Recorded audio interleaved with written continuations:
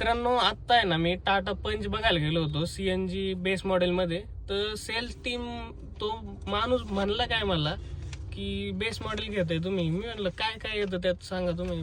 ते बोलावं काय त्याने.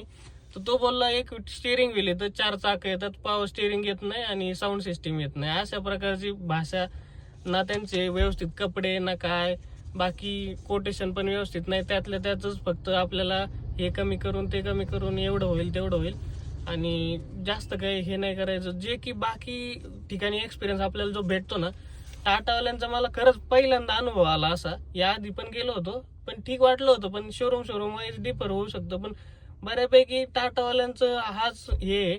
बाकी गाडी चांगली आहे, मार्केटिंग टीम पण चांगली आहे, पण सेल्स टीम आणि सर्व्हिस टीम जी आहे ना ती बाई नाही, सुधारायला खूप जास्त गरजेचं आहे. जे की तुम्हाला अनप्रोफेशनल एवढं वाटतं ना.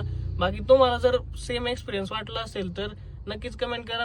ऑटोमोबाईल क्षेत्रातल्या माहितीसाठी तुम्ही आपल्या ऑटो ज्ञान मराठी पेजला फॉलो करा. धन्यवाद.